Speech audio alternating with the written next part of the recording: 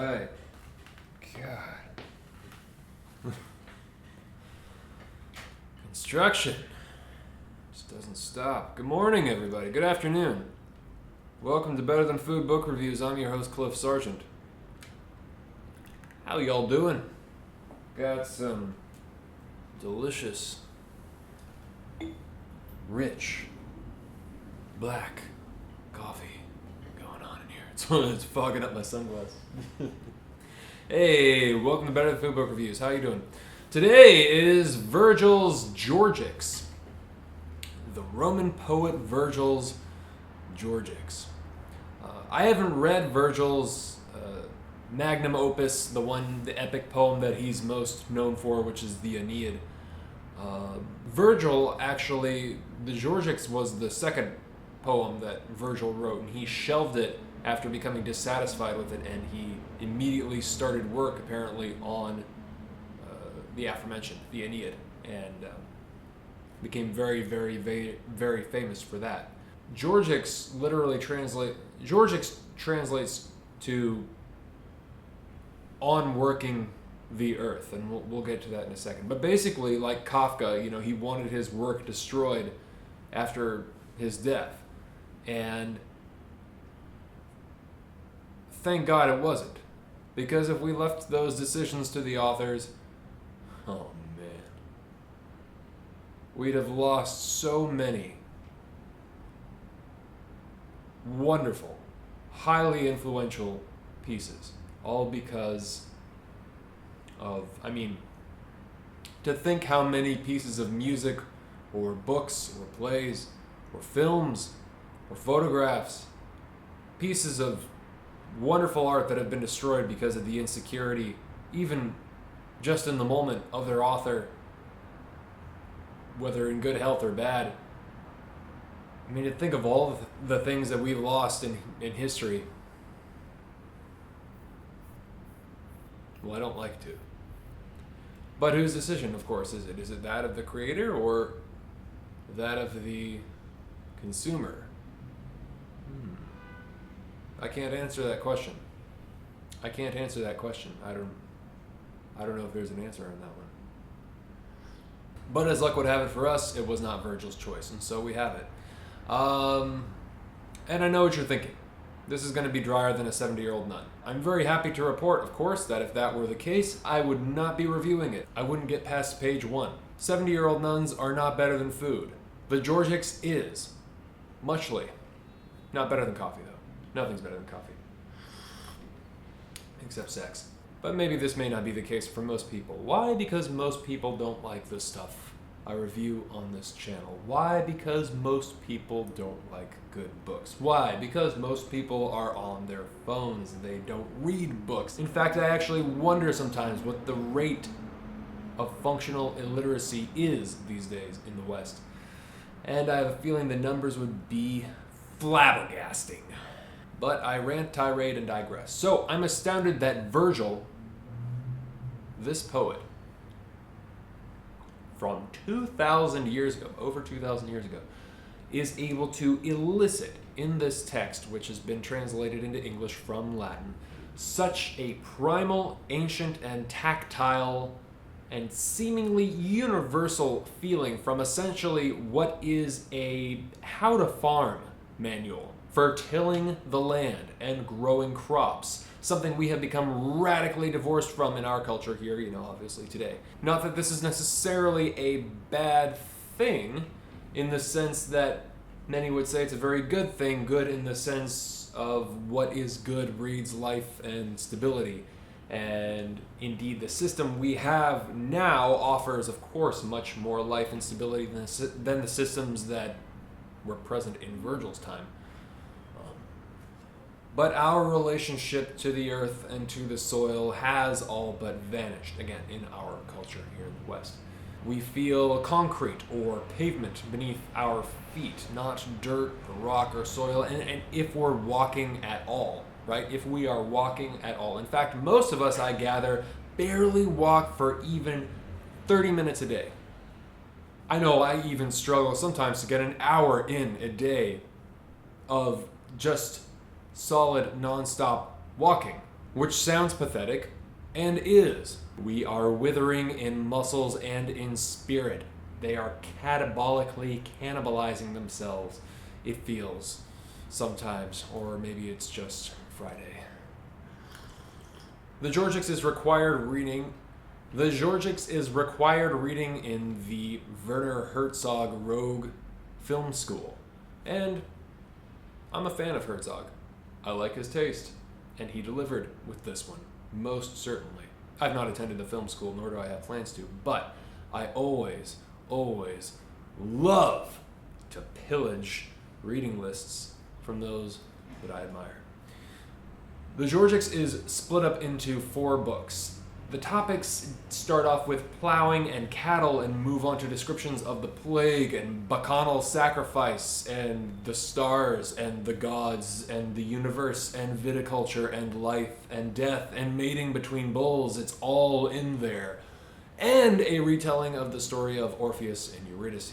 You ought to watch Black Orpheus, is what you ought to do. Black Orpheus, I even liked Black Orpheus more than Cocteau's Orfeu. Jean Cocteau is cool, but I mean, Black Orpheus is one of the greatest films ever made, bar none. I mean, that is an incredible movie. Moving on.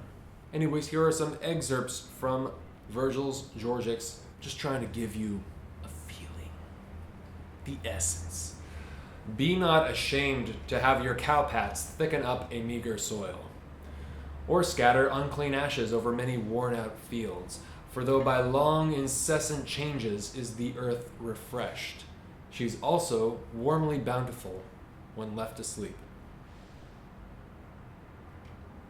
Unless and constantly, and here warning about hunger, unless and constantly your hoe will clear out weeds, your shout scare off the birds, your knife prune back the shade, and prayer successfully call down from heaven the rain, how enviously you'll look on neighbors' stores and find your hunger as you shake down acorns from the trees.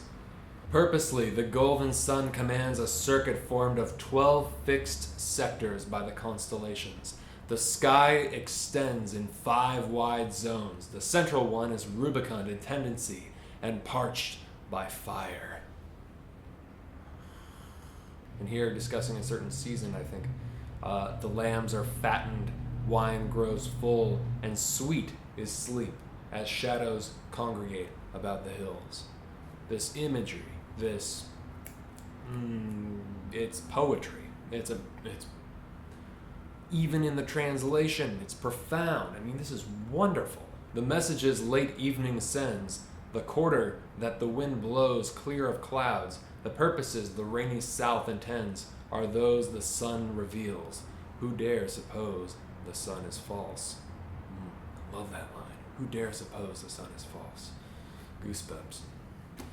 The river stopped, earth gaped, and ivory images and temples wept as oozed the bronzes bathed in sweat. You can definitely see where guys, like McCarthy have kind of picked up this type of writing and really added it to their fiction. It's luscious. The shaggy clay and tufa slopes, the pitch-black viper haunts, may claim no other land produces such food for them, nor twisting hollows for retreats. The eye detects a black soil easily, or any color, but the criminally cold is much more difficult. Though sometimes spruce or harmful yew will mark its presence, or black ivy growth. To Bacchus we will consecrate our native songs, and in his honor set out dishes and cakes. We'll lead by horn the goat to altar with a sacrifice, whose entrails we shall later turn on hazel spits. Dope. So dope. Maintaining a vineyard. Twice will shadow threaten vines, and twice will weeds and briars choke the ground. The poem takes on a metaphor for life. It holds up so well after a staggering, incomprehensible amount of time. I say a couple thousand years. None of us can even fathom that. And that's just, of course, a blink. Considering it was written in 29 BCE, this is the definition of timeless, and it's perfect poetry. If you know Latin or can read it, then of course that is one more very strong reason for you to pick this up and check it out. I highly suggest you do so immediately. I mean, it even looks beautiful on the page. Latin just looks awesome, right? Going back to the, country versus city, this is a great one. How blessed farmers would be to know their happiness, to sense that far from war, the earth, unprompted, gives its easy sustenance to all. Not theirs the fine address, to vomit from its lofty gate the hosts of mourning clients, come to madden round its floors, nor do they gape at posts inlaid with tortoise shell, at dress and cloth of gold, or at ephira bronze. Nor is their white wool thickly steeped in Tyrian dyes, nor oil adulterated with a cassia touch, but peace they have, a life not fraudulent, but blessed with rich variety. The leisure of a land that's theirs, its lakes and caves, the tempe filled with shade and lowing cattle slumbering on beneath the trees. Theirs too the open woodlands and the haunt of beasts where youth, with patient effort and inured to want, reveres the gods, defers to age, and finds the last of footprints justice left us when she quit the earth. So that is obviously kind of like idealizing and romancing a country life, a quiet country life, an honest life. It's a good life because it's an honest life. It's very Hemingway. But it's romancing the country life as opposed to the city life. We still haven't figured that one out. But now we've covered such a vast expanse, it's time to rest the foaming horses and unhitch their yokes. There's also an odd tone of patriotism, of course, that invades even lines about choosing the best cattle, because Virgil was, after all, under the rule of the first Roman emperor, Augustus, during this time, and he had a patron who was supporting him for the 6 or 7 years where he wrote this poem. The worthiest, if they should hear the distant sound of arms, are ever restive. This is about cattle, you understand. Prick their ears up, stand there with their limbs a quiver, while from their nostrils snorts a pent-up fire. Shut up the horse that's worn by sickness, slow with years, and do not pardon its senility. For age will not bear young, and therefore thanklessly attacks a hopeless task, and in a battle, as the flames about a stubbed field will rage but harmlessly, will sink to impotence. But note with care their years and spirit, pedigree and other gifts, their pain at losing, pride in winning palm. For you have seen the chariots and bursting from the gates, devour the distances in headlong rivalry. When hopes of charioteers are at their height, all fear that would undo their swelling hearts is drained. They onward race, apply the whip, and, leaning prone to loose the reins, the axle glowing red, now up, now down, they seem to conquer air itself, and lacking curb or need for rest, go thundering on, amongst the yellow dust, with foam and breath of those pursuing at their backs, so dear is glory to them, and their need to win. So after 2,000 years and then reading this thing, and here I am thinking about meaning, thinking about life, thinking about what's honest, thinking about what's true, or this, that, and the other. And so here we go. Many seem to think that life is sacred, but I don't think that is the case at all. It seems clear that life can be mundane and destroyed, taken, manipulated, or, extinguished at any time. Nothing sound or foundationally solid about life at all, it would seem, but the intensity that life gives access to, that seems to be sacred. That energy and intensity which is so fundamental to everything we care about or are receptive to whatever has gravity or importance. But I believe that and life itself are separate, though through the senses, when living, one is able to access it. And I'm interested in the whole thing. Here we are thinking about how to give our life meaning, right? What is the best way to live our life? What has meaning? What is important? What is not? And often saying we'll choose something to do.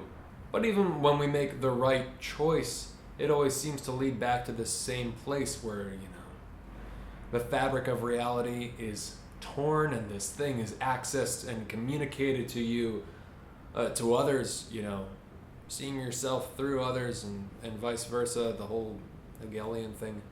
What I'm talking about is a work of art, a really great work of art.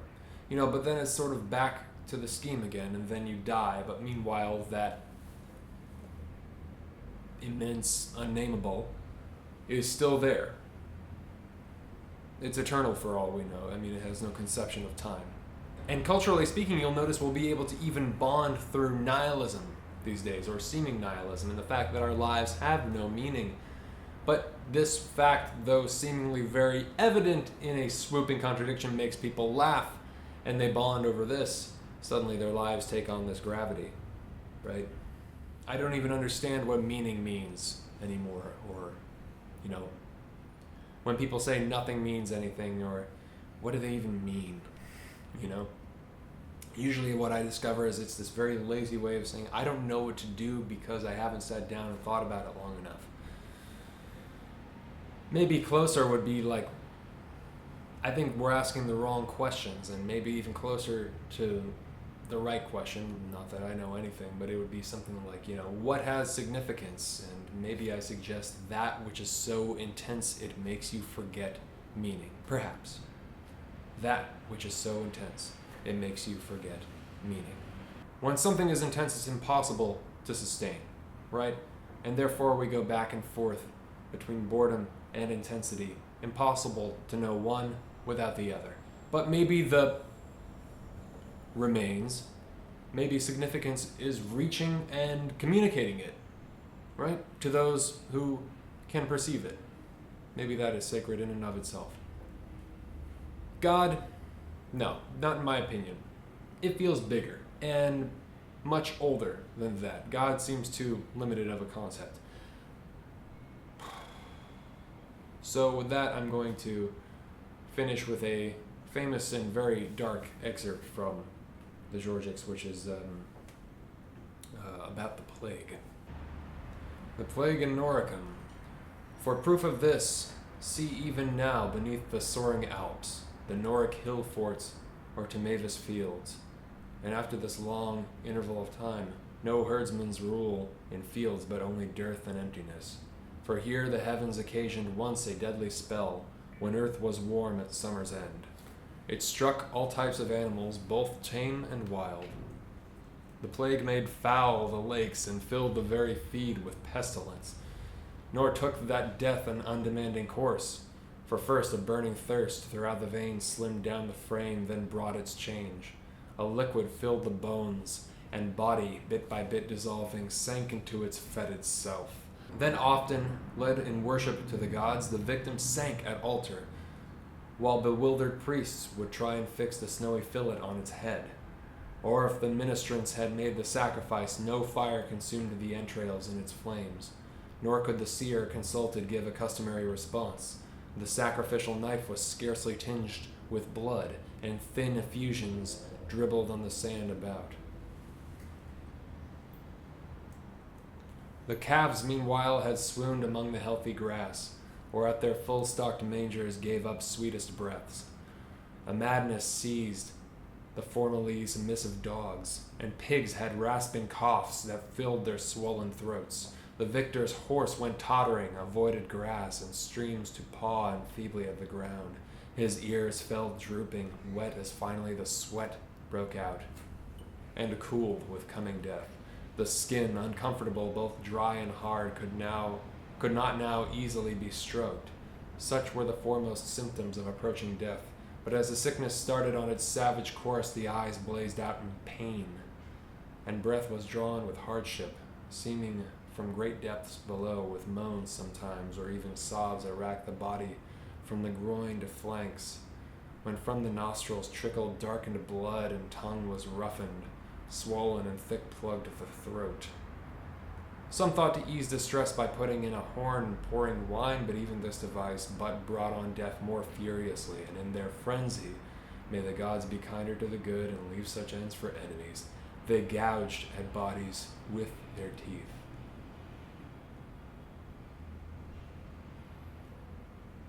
So steamed the bull that stood before the heavy plow, and now brought down with blood still foaming from the mouth to groan his last.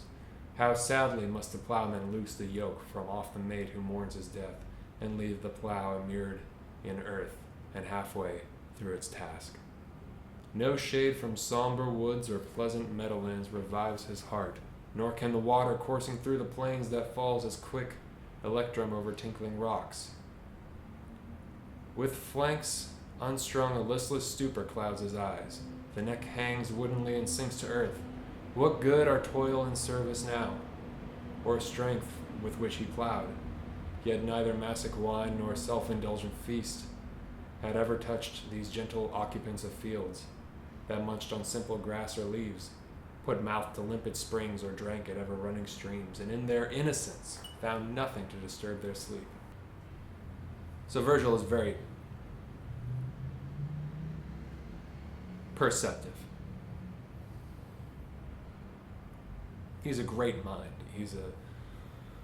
I don't know if you could classify him as a pessimist, but he obviously there's a sense of pragmatism just from the physical nature of the how to do everything, but also, there's this poetic insight that is deep, truly deep.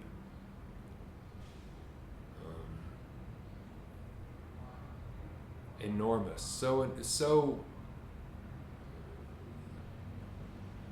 so staggeringly intelligent that we still feel it like this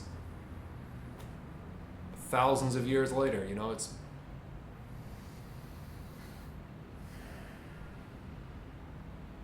Virgil's Georgics are better than food. No question. I had another death in the family recently. My granddad died. We weren't very close, but I did visit him right before he passed away, and it was a rough sight, and just got my mind running while reading some of these passages. Yeah, it was for the best. It was expected, but it always kind of creeps up on you, and your mind's always thrown for a period of time, which can be fascinating. So, please subscribe, donate to Patreon. Going to expand soon. I can't tell you when, I can't give a date, but there's going to be a lot of great stuff to come. Lots of great stuff to come, so much good stuff. Follow me on Twitter, where I will announce the next book I'm going to review.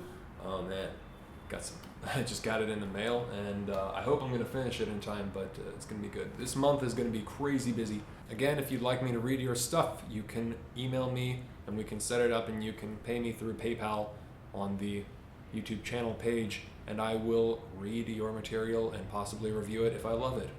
So rest in peace, Granddad, and always remember, life is too short to read bullshit.